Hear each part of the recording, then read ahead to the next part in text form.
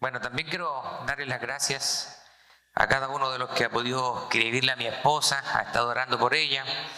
Está un poco mejor hoy día, aunque todavía está con su tratamiento, así que está guardadita en casa para no exponerse, pero el Señor ha sido bueno y la ha cuidado. Ella es bien fuerte, no falta a la iglesia por un simple resfriado. No se queda en casa por cualquier cosa, así que si está en casa es porque realmente necesita estarlo.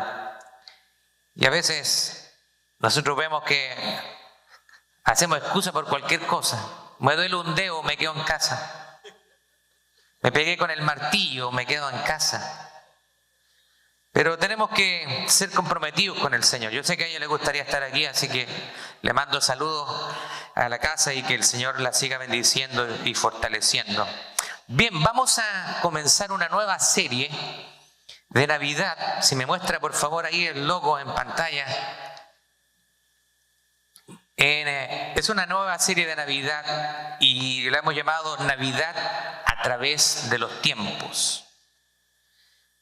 Así que vamos a estar durante las próximas semanas enfocados en lo que se nos viene. Vamos a ponernos de pie. El sermón del día de hoy lleva por título El Verbo se hizo carne. Y vamos a estar leyendo el Evangelio de Juan, capítulo 1. Vamos a estar leyendo 14 versículos. Sígame, si no trajo Biblia, puede seguirme en pantalla. Dice así la palabra del Señor. En el principio era el Verbo, y el Verbo era con Dios, y el Verbo era Dios. Este era en el principio con Dios. Todas las cosas por Él fueron hechas, y sin Él nada de lo que ha sido hecho fue hecho. En Él estaba la vida, y la vida era la luz de los hombres. La luz en las tinieblas resplandece, y las tinieblas no prevalecieron contra ella. Hubo un hombre enviado de Dios, el cual se llamaba Juan. Este vino por testimonio, para que diese testimonio de la luz, a fin de que todos creyesen por él. No era él la luz, sino para que diese testimonio de la luz, aquella luz verdadera que alumbra a todo hombre, y venía a este mundo. En el mundo estaba, y el mundo no... Por él fue hecho, pero el mundo no lo conoció. A los suyos vino y a los suyos no le recibieron. Y el versículo 12 es muy importante para que aquellos que creen en el universalismo, que todos somos hijos de Dios. No.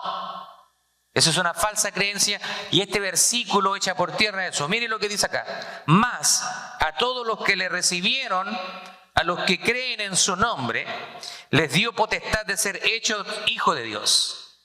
Así que, ¿qué hay que hacer para ser hijo de Dios? ¿Qué es lo que tiene que hacer? Tiene que recibirle y creer en su nombre. Versículo 13. Los cuales no son engendrados de sangre, ni de voluntad de carne, ni de voluntad de varón, sino de Dios. Y aquel Verbo fue hecho carne y habitó entre nosotros, y dimos su gloria como del unigénito del Padre, lleno de gracia y de verdad. Padre, en el nombre de Jesús, te pido en esta hora que nos puedas bendecir a través de tu palabra, Señor. Sabemos que tu palabra es la que transforma, la que limpia, purifica nuestras vidas. Te pido, Señor, en esta hora que nos puedas bendecir grandemente a través de ella y podamos nosotros tener, Señor amado, nuestros oídos y corazones dispuestos a escuchar, pero también a poner en práctica lo que vamos a escuchar en el día de hoy. Bendice nuestras vidas en el nombre de Jesús. Amén. Y amén. Tome asiento, por favor.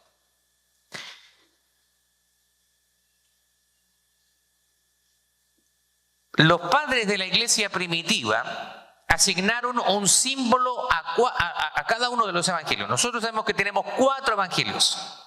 Tenemos Mateo, Marcos, Lucas y Juan. Así que cada uno de ellos recoge la historia de Jesús, los relatos de la vida de Jesús, pero desde diferente ángulo o de una diferente perspectiva. A veces dicen, pero si este pasaje yo lo leí en tal evangelio, es la misma historia, pero si usted va al otro evangelio y lee la historia, se va a dar cuenta que son complementarias. lo que significa que las historias en un lugar le da detalles que en otro evangelio no le da, y eso se complementa para tener una historia un poco más completa. Así que tenemos 4 evangelios en la Biblia y los 4 están vistos desde ángulos o perspectivas diferentes.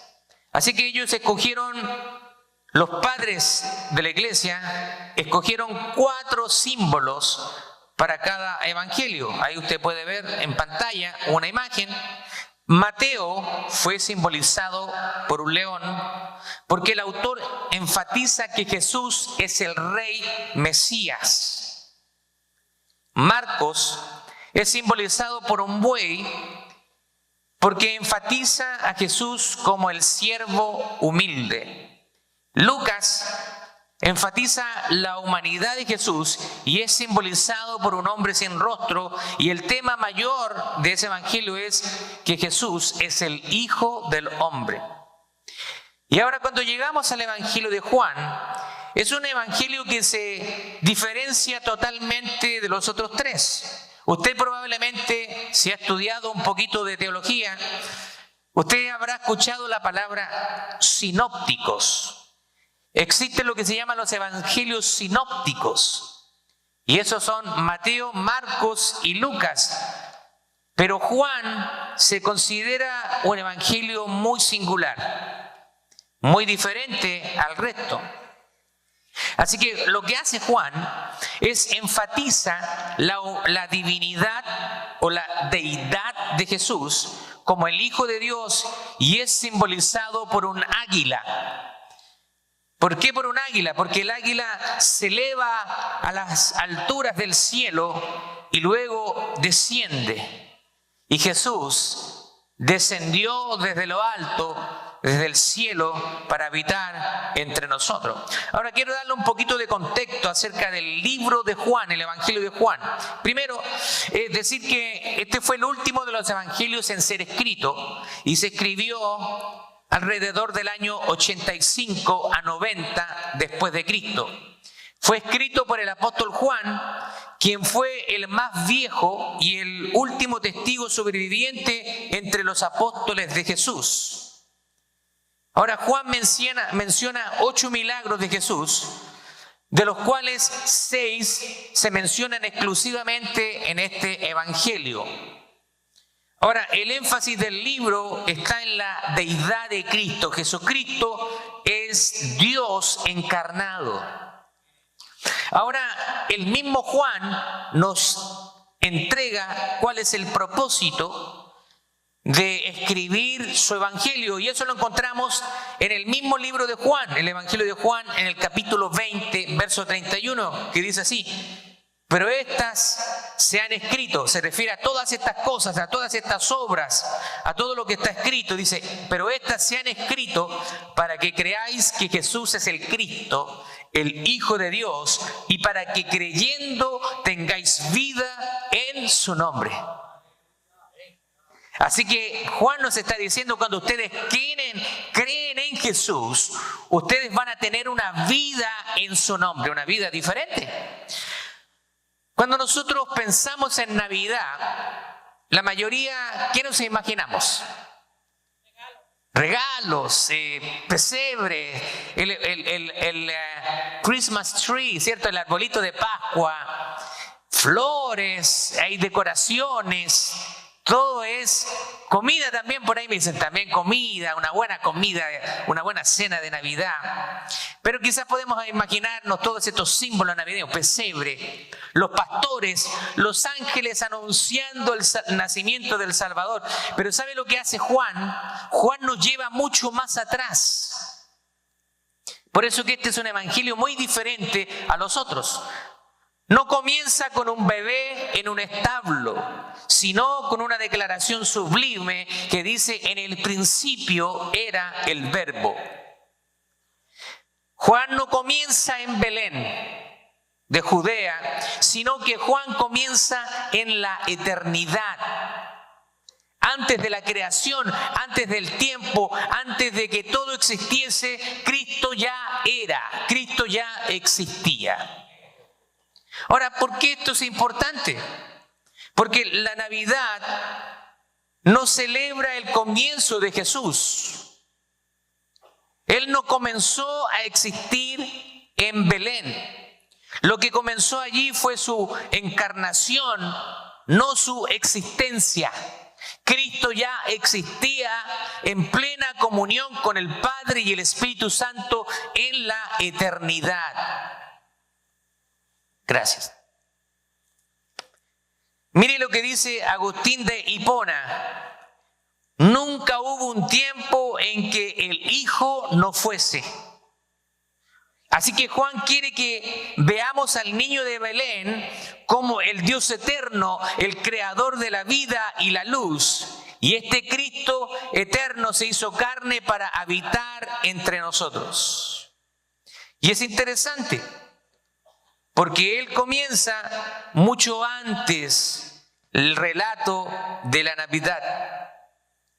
Vamos a ir al texto y quiero que veamos cómo Juan nos revela 4 verdades acerca de la preexistencia y la gloria eterna de Cristo. Primero, Juan nos dice que Cristo es el verbo eterno de Dios. Dice, en el principio era el verbo, y el verbo era con Dios, y el verbo era Dios. Ahora, si nosotros miramos los otros evangelios, Mateo nos muestra a Jesús desde la genealogía. Cuando usted lee Mateo capítulo 1, usted va a ver que Mateo comienza con la genealogía, el linaje de Jesús, ya que está hablando a una audiencia judía. Y para los judíos, el autor Mateo quiere demostrarles que Jesucristo es el Mesías prometido. Marcos, por el contrario, ni siquiera comienza con la genealogía, sino que entra inmediatamente al ministerio de Jesús. Lo presenta cuando ya Cristo está en su etapa adulta y cuando es bautizado por Juan el Bautista. Desde ahí comienza, no se hace mayor problema. Lucas nos lleva nuevamente atrás a la genealogía hasta Adán, porque él está escribiendo a una audiencia gentil. Pero Juan nos lleva antes de que todo haya sido creado. Lo que hace Juan nos conecta Juan 1.1 con Génesis 1.1. En el principio creó Dios los cielos y la tierra. Ese primer versículo de Génesis es poderoso. Porque nosotros a veces queremos limitar a Dios dentro de nuestro espacio físico que fue creado para nosotros. Dios vive en la eternidad, en una esfera totalmente aparte a lo físico, a lo terrenal. Él no está limitado por las leyes que nosotros estamos limitados. Por eso es que cuando dice en el principio, tiempo, creó Dios la materia, los cielos y la tierra, espacio. Así que en Génesis 1.1 nosotros vemos que se crea el tiempo, la materia y el espacio. 3 cosas a las cuales nosotros los seres humanos estamos limitados. Pero Dios no está limitado en eso, sino que Él es externo a la creación. Yo recuerdo que cuando era pequeño tenía muchas cuestionantes, tenía muchas preguntas acerca de Dios. Ahora que yo lo recuerdo, habían cosas que realmente no entendía y me hacía preguntas. Bueno, si entonces Dios creó el mundo, ¿y quién creó a Dios? Y si alguien creó a Dios, ¿quién creó a ese alguien que creó a Dios? Y así sucesivamente, y nos vamos atrás y es un cuento de nunca acabar. Porque en mi ignorancia no conocía el concepto de eternidad. Eternidad significa que ha existido siempre, no tiene principio y no tiene fin. Lo que pasa es que nosotros cuando pensamos en Dios, pensamos en el aspecto de las cosas que están a nuestro alrededor, en nuestro mundo físico. Pero Dios es externo a la creación. El mismo evangelio de Juan, Jesús está orando al Padre y dice estas palabras. Mire lo que dice Juan 17:5. Ahora pues, Padre, glorifícame tú al lado tuyo con aquella gloria que tuve contigo antes que el mundo fuese. Así que antes de que el mundo fuera creado, Jesús ya existía con el Padre desde la eternidad. En la Trinidad de Dios, en una unidad perfecta, Padre, Hijo y Espíritu Santo, viviendo y coexistiendo eternamente.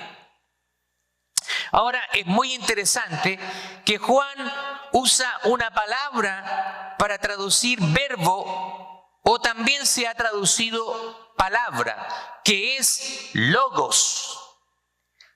Y la palabra logos está cargada de significado. Para los judíos, el logo era la sabiduría creadora de Dios.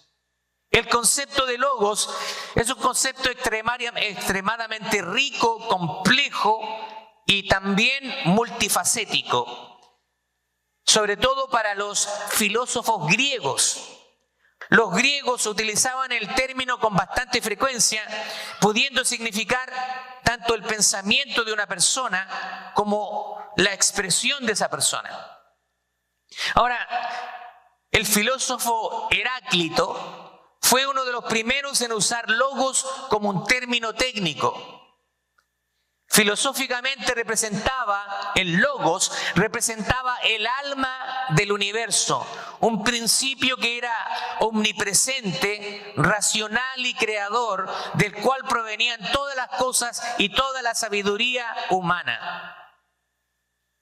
Para Heráclito, para este filósofo, aunque todos los seres humanos viven en el mismo mundo gobernado por el logos, la mayoría no lo comprende. Para ellos era un concepto abstracto, algo que no podía ser conocido ni menos entendido.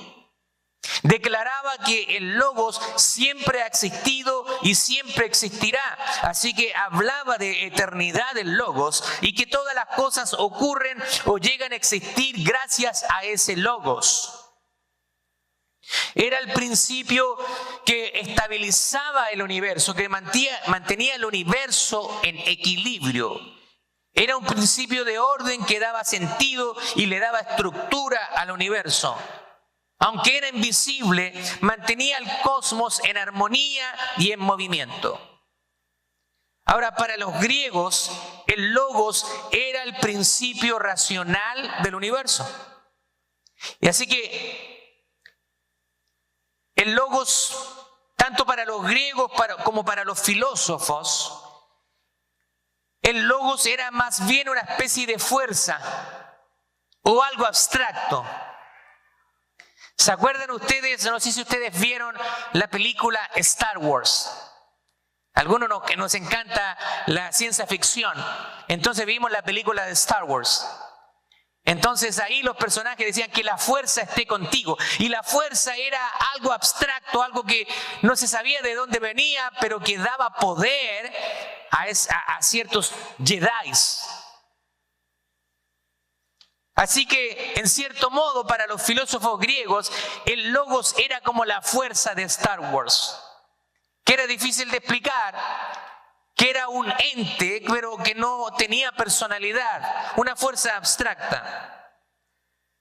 Sin embargo, cuando Juan escribe su evangelio, él declara lo siguiente, que Jesús es la expresión divina de Dios. Jesús es el logos de Dios, es la palabra de Dios, y ese logos es una persona y su nombre es Jesús.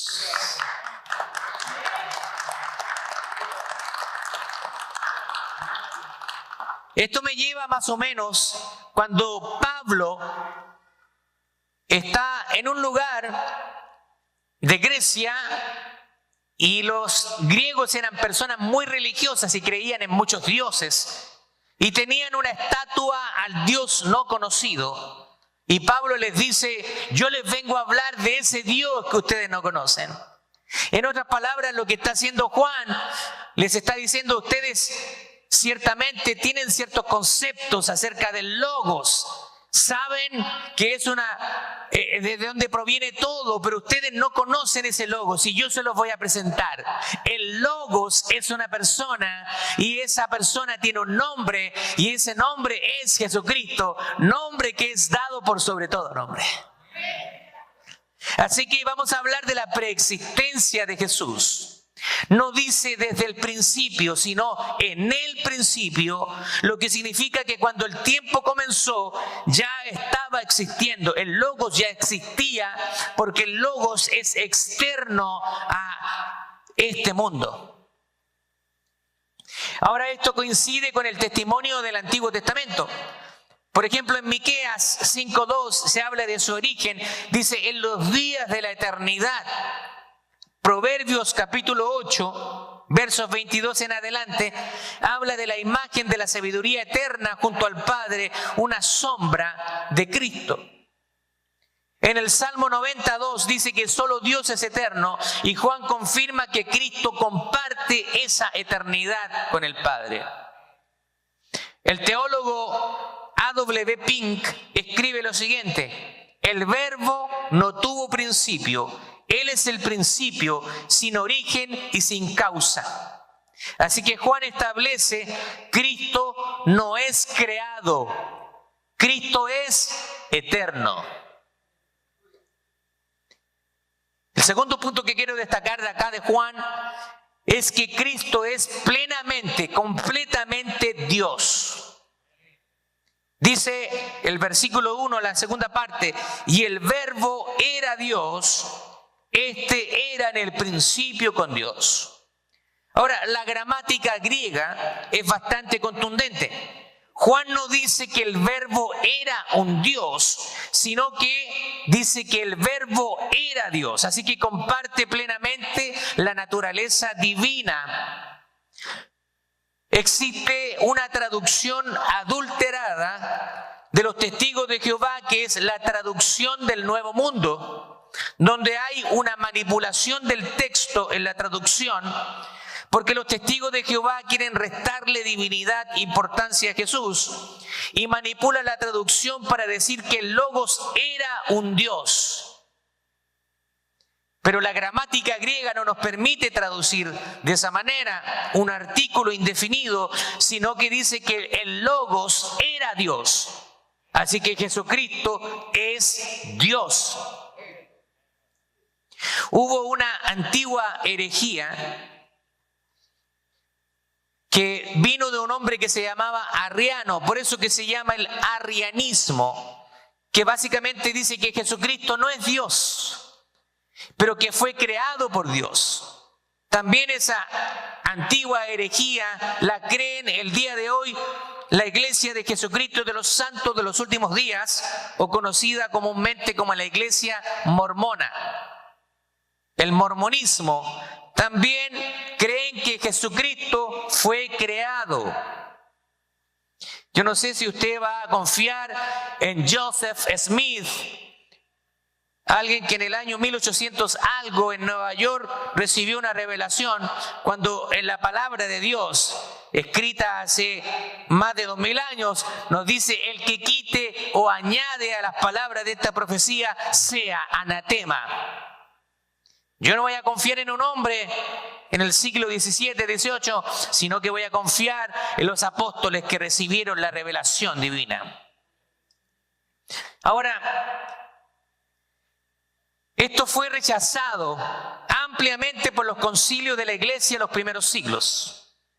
Esta verdad aparece repetidamente en el Antiguo Testamento cuando Cristo se manifiesta en forma preencarnada, o lo que conocemos como teofanías.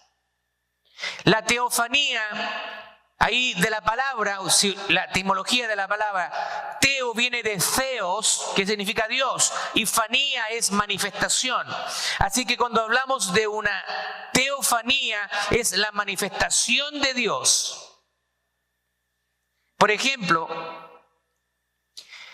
tenemos en Génesis capítulo 16, Éxodo 3 y Jueces 6, lo que se llama el ángel de Jehová.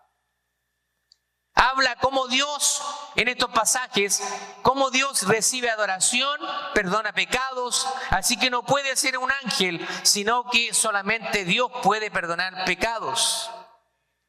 La iglesia primitiva, o históricamente la iglesia, ha entendido que el ángel de Jehová es la manifestación preencarnada de Jesucristo. Por ejemplo, en Génesis capítulo 32, Jacob dice que lucha o pelea con el ángel. ¿Se acuerda? Que le dice, no te soltaré hasta que me bendigas.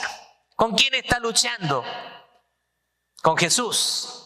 El cuarto varón en el horno de fuego en Daniel capítulo 3, cuando dice Nabucodonosor, y el cuarto es semejante al Hijo de los dioses. ¿Quién es el que estaba ahí? Era el Cristo preencarnado. Así que quiero que seamos claros. Cristo no apareció por primera vez en Belén. Ya estaba trabajando a favor de su pueblo desde la eternidad. Ahora, yo sé que nos es difícil entender, porque aquí también tenemos que reconocer que hay un misterio, pero como un Dios poderoso, omnipotente, presente, se limita al cuerpo de un bebé y tiene que crecer ese bebé, tiene que ser amamantado, tienen que cambiarle los pañales a medida que vayan creciendo, tenía que aprender a hablar, tenía que aprender a leer. Porque Dios, dice Jesucristo, como dice Pablo, no escatimó ser igual a Dios en cosa de que aferrarse, sino que tomando forma de siervo, se hizo humano como nosotros. Él limitó temporalmente su poder para vivir entre nosotros. Por eso que Él ahora nos comprende, porque Él vivió como un ser humano. Pero a diferencia de todos nosotros, los seres humanos que han muerto, que viven y vivirán, Él es el único ser humano que no ha cometido pecado, porque Él es el verdadero Dios.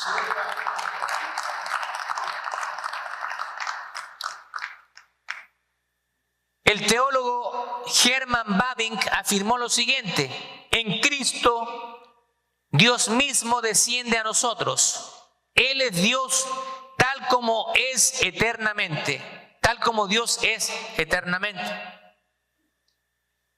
El punto número 3 que quiero hablar es: Cristo es el creador y el sustentador de todas las cosas. Versículo 3 al 5 dice: todas las cosas fueron hechas por Él.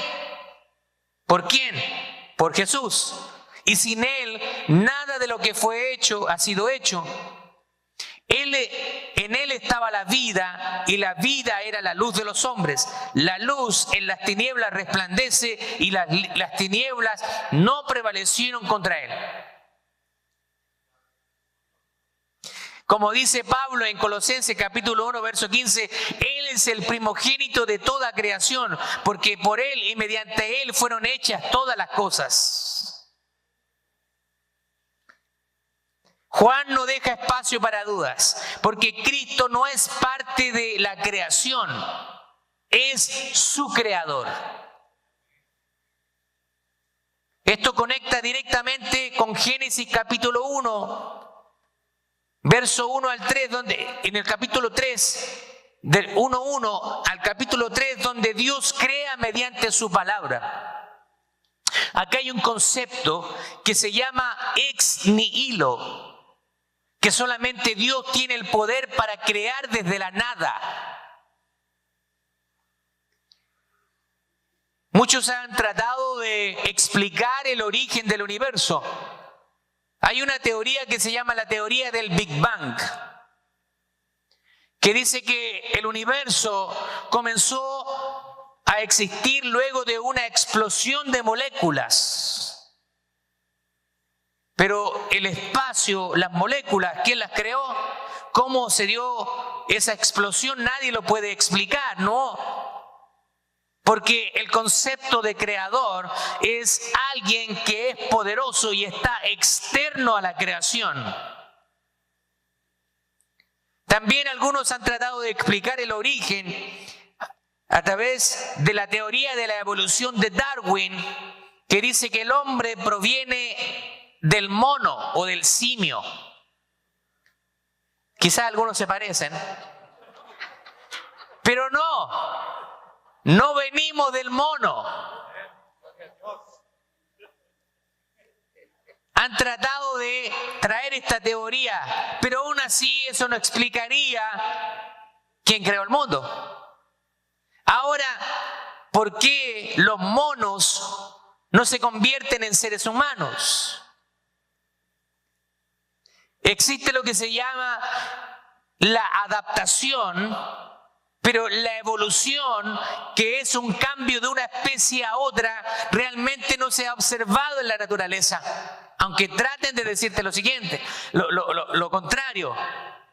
Por ejemplo, algunos, para explicar la evolución, han ido a algunas aves que existen en la isla Galápagos, donde las aves se han adaptado y han agrandado el pico. Pero eso no es evolución, eso es adaptación. No existe evidencia que de una especie se haya convertido en otra especie.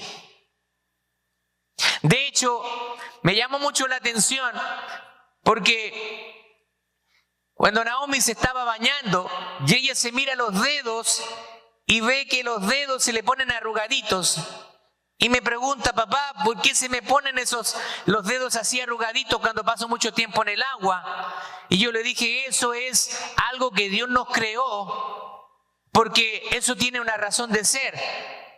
Cuando usted pasaba mucho tiempo en el agua, su cuerpo se adapta para que no resbale. Por eso que se le pone rugoso, como arrugadito, y esa es una manera en que Dios nos ha creado para que si nosotros andamos en una superficie húmeda, nuestro cuerpo tenga mayor adherencia y no caigamos. Eso se llama adaptación.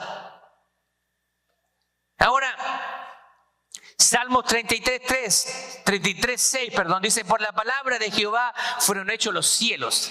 Así que Dios es el único que tiene poder para crear desde la nada. Nadie más puede crear desde la nada, porque la nada no puede producir materia.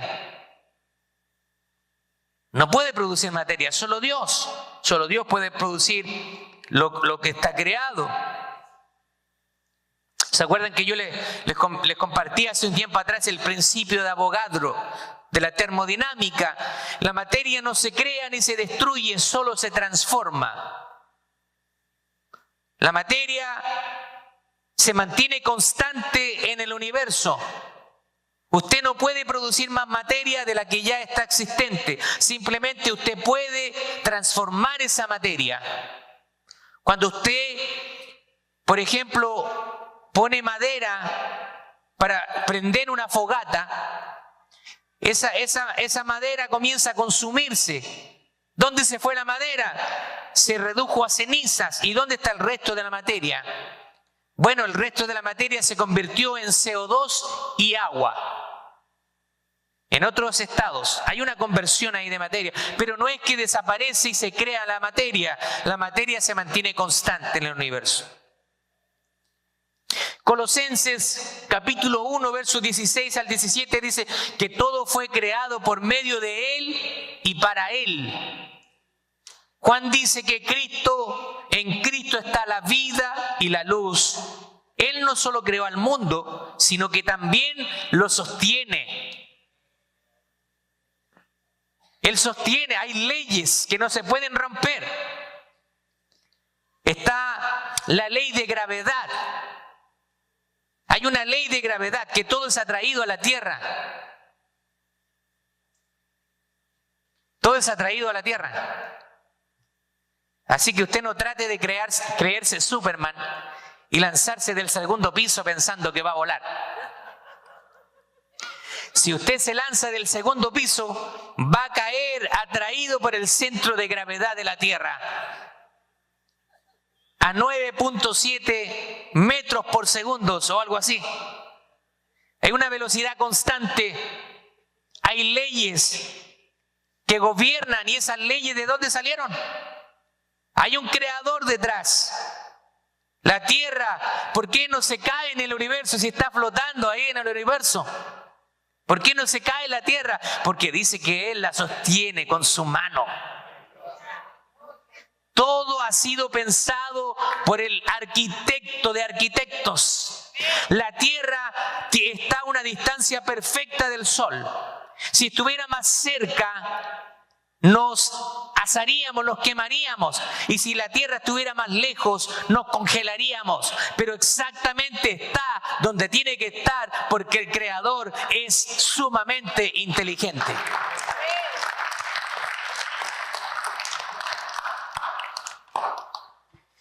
Hoy en día, el ser humano también está tratando de darle respuesta del origen de la vida. ¿Dónde viene la vida? Y quizás existe un concepto moderno del logos. La gente no sabe explicar de dónde viene todo. Por eso es que también nosotros tenemos que decirle que el logos es Jesucristo y en Él han sido creadas todas las cosas. Hay gente que está buscando vida afuera, en otros universos. Buscan vida en Marte. Y ya ven algo, agua y algo, y dicen, no, aquí tiene que haber vida. Mejor que entendamos nuestro propio planeta y podamos maravillarnos con las cosas que Dios ha creado para nuestro deleite. Cuando usted sale a ver la naturaleza, cuando usted ve esas tremendas montañas, cuando ve la vegetación, los animales, usted ve que detrás de eso hay lo que se llama un diseño inteligente. Hay un creador. Aquí yo tengo un smartphone, un teléfono inteligente. Está hecho de una pantalla de vidrio que contiene sílice, plástico, hay plástico acá, ciertos materiales sintéticos. También tiene una placa de cobre, circuitos integrados. Pero yo sé que usted no me creería si yo le digo que yo junté sílice, junté cobre, y que puse ahí un poco de dinamita, de TNT, y lo hice explotar, y entonces apareció este teléfono. Usted me va a decir, por favor, pastor, no sea ridículo. Y sí que lo sería. De la misma manera, cuando usted observa el funcionamiento del cuerpo humano, decir que este cuerpo perfecto, con sistemas que manejan nuestro cuerpo, el cerebro, sistema respiratorio, sistema digestivo, el ojo ocular, cuando usted lo ve, todas las venas que están ahí, todo el cuerpo, usted no puede decir que no hay un creador detrás de todo eso. Y tenemos que llegar a la conclusión de que existe un Dios y que ese Dios ha creado todas las cosas que existen.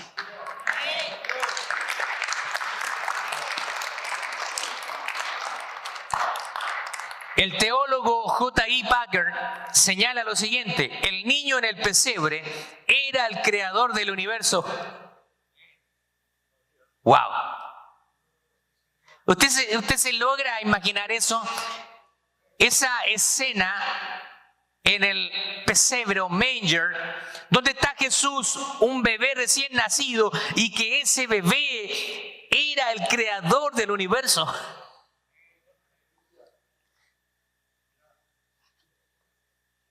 Hay una canción que nos gusta mucho con Naomi y queremos cantarla. Se llama María, ¿sabías qué? O en inglés, Mary, did you know? Esta mañana la cantaron acá Bonnie en el servicio en inglés. Pero esa canción dice, María, ¿sabías qué? ¿Cierto que Jesucristo es el Hijo de Dios? María, ¿sabías qué? En tus manos está el Salvador del mundo. María, ¿sabías qué? Que Jesucristo es el gran yo soy.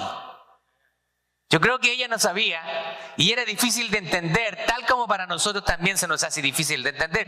Ella fue entendiendo las cosas a medida que se le fue revelado. Es difícil, es un misterio. Esto cambia como nosotros entendemos la Navidad. Quien nació en Belén creó a María.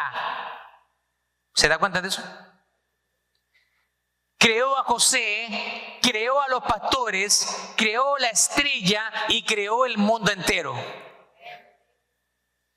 El cuarto punto y último que quiero compartir con ustedes es que Cristo, el Dios eterno, se hizo carne. Versículo 14 dice: y aquel verbo fue hecho carne y habitó entre nosotros, y vimos su gloria, gloria como del unigénito del Padre, lleno de gracia y de verdad. Ahora, aquí hay una palabra importante. La palabra habitó viene de una palabra griega que es skeno, que literalmente significa extender su tabernáculo, extender su tienda entre nosotros. Así como Dios habitó entre Israel en el tabernáculo de reunión que manifestaba su presencia ahí, ahora Cristo habita entre nosotros. Y aquí vemos la mayor maravilla de la historia. El Dios eterno se hizo hombre sin dejar de ser Dios. Porque Cristo es 100% hombre y 100% Dios.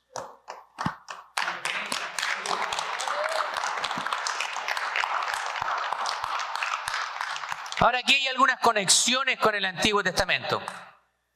En Éxodo capítulo 40, del versículo 34 en adelante, dice que la gloria de Dios llenó el tabernáculo. Juan dice que en Cristo hemos visto la gloria de Dios. Isaías capítulo 7, verso 14, dice que Emmanuel es Dios con nosotros. Y ahora que Él se hizo carne, ese Emmanuel ha vivido entre nosotros. Isaías 9:6 dice que Él será llamado Padre Eterno, Dios fuerte, Príncipe de paz. Y Él ahora ha habitado en medio de nosotros y ha demostrado que Él es el Dios eterno. Ireneo, uno de los padres de la iglesia, a finales del siglo II, escribió lo siguiente: Él se hizo lo que nosotros somos para que pudiéramos llegar a ser lo que Él es. Wow, esa frase me gustó mucho. Él se hizo lo que nosotros somos, o sea, se hizo carne para que nosotros pudiéramos llegar a ser lo que Él es: santos.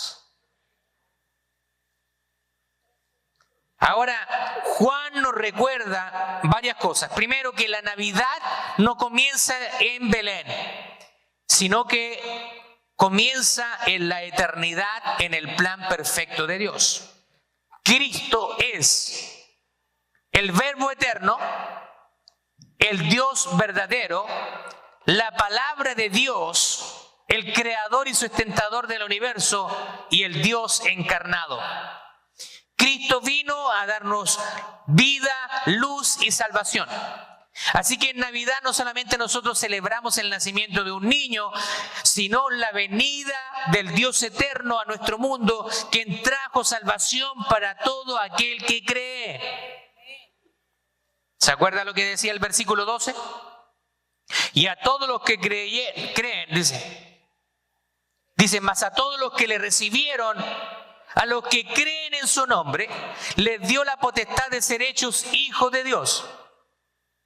Así que para ser hijo de Dios, usted debe entregarle su vida, debe recibir a Cristo como su Señor y Salvador, debe arrepentirse de sus pecados y debe obedecer y entrar a las aguas bautismales. Quiero darle algunas aplicaciones antes de terminar. Primero, esto nos tiene que llevar a adorar a Jesús por venir y darnos salvación.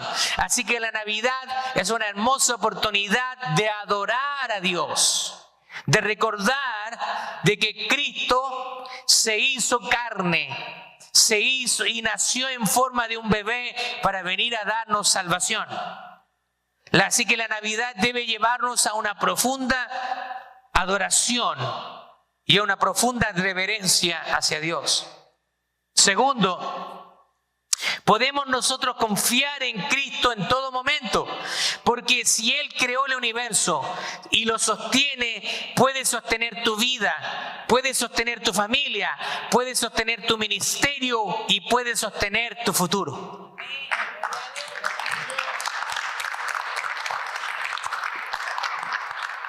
Y por último, este es un tiempo que nos permite o nos debe animar a compartir la esperanza del Evangelio en Navidad, en este tiempo de Navidad. Recordémosle a las personas que en este tiempo nosotros celebramos el nacimiento del Salvador del mundo. Muchas veces los niños asocian Navidad con Santa Claus, con regalos. Y yo no quiero atacar eso, son fantasías de niños, no que digo que sea malo, pero nosotros debemos enseñarle a los niños que Jesucristo es la razón de la Navidad. En inglés me gusta mucho una frase que dice, Jesus is the reason for the season. Jesús es la razón de la Navidad. Cristo se encarnó para dar luz a este mundo en tinieblas y nosotros debemos reflejar esa luz.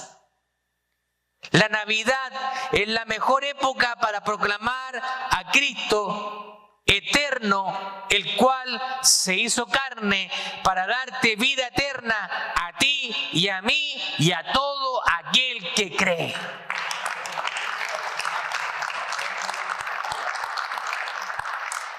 Así que la pregunta que yo quiero hacerte es, ¿has recibido tú alguna vez a Jesucristo como tu Salvador? No, que yo no estoy preparado para recibir a Cristo. ¿Quién está preparado?